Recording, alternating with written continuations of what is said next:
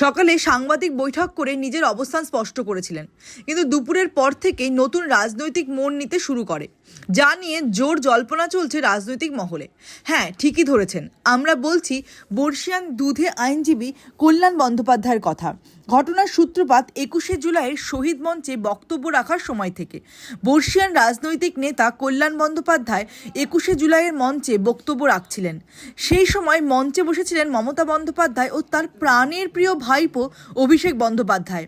মমতা বন্দ্যোপাধ্যায় ও ভাইপো মঞ্চে থাকার সময় কল্যাণ বন্দ্যোপাধ্যায় কেন তার বক্তব্য চালিয়ে নিয়ে যাচ্ছিলেন সেই নিয়ে ক্ষোভ প্রকাশ করেন তৃণমূল নেত্রী, এবং মাঝপথেই বক্তব্য বন্ধ করতে হয় কল্যাণ বন্দ্যোপাধ্যায়কে। তারপর তিনি মমতা বন্দ্যোপাধ্যায়ের সাথে বাকবিতণ্ডায় জড়িয়ে পড়েন এবং তৎক্ষণাৎ মঞ্চ ছেড়ে বেরিয়ে আসেন তিনি। এরপরই রাজনৈতিক মহলে শুরু হয় নানা গুঞ্জন। কিন্তু বুধবার সকালে দিল্লিতে সাংবাদিক বৈঠক করে তিনি পরিষ্কার জানিয়ে দেন তিনি তৃণমূল কংগ্রেসের সাথেই আছেন এবং মমতা বন্দ্যোপাধ্যায়ের সাথেই আছেন।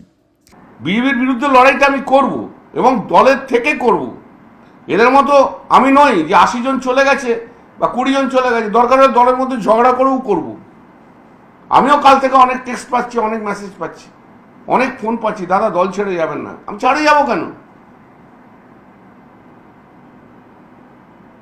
কিন্তু দিদিকে বুঝতে হবে। দিদি যদি এখনো না বুঝতে চায় তাহলে দিদি দল তৈরি করেছে, দিদি দল শেষ করবে, আর কিছু বলার নেই আমার। সাংবাদিক বৈঠক শেষ করে সাংসদ অধিবেশনে যোগ দেওয়ার পর মহিলা সাংসদ কাকলি ঘোষ দস্তিদারের সাথে অভব্য আচরণ করার অপরাধে তাকে বাদল অধিবেশন থেকে সাসপেন্ড করা হয়। বাদল অধিবেশনের সাসপেন্ড হওয়ার পরই দেখা যায় একান্তে পশ্চিমবঙ্গে বিজেপি রাজ্য সভাপতি তথা রাজ্যসভার সাংসদ শ্রমিক ভট্টাচার্যের সাথে মহুয়া মৈত্রকে সাথে নিয়ে একান্তে কথা বলতে। এরপরই রাজনৈতিক মহলে শুরু হয় গুঞ্জন।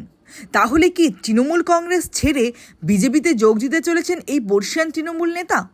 কিন্তু এ বিষয় নিয়ে পশ্চিমবঙ্গের বিজেপি রাজ্য সভাপতি শ্রমিক ভট্টাচার্য পরিষ্কার জানিয়ে দেন যে শুধুমাত্র তাদের মধ্যে ব্যক্তিগত আলাপচারিতা হয়েছে, এর সাথে বিজেপিতে যোগ দেবার কোনো সম্পর্ক নেই।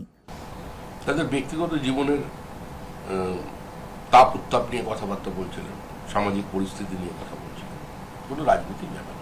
সকালে কল্যাণ বন্দ্যোপাধ্যায় তার অবস্থান পরিষ্কার করেছেন।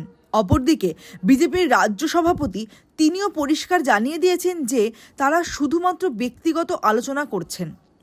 কিন্তু রাজনীতিতে সব কিছুই প্রাসঙ্গিক, তাই দুধে দুই রাজনৈতিক ব্যক্তিত্ব যে বক্তব্যই রাখুক না কেন, রাজনৈতিক মহলে কিন্তু এই নিয়ে জোর জল্পনা চলছে। ব্যুরো রিপোর্ট, দিনকাল নিউজ।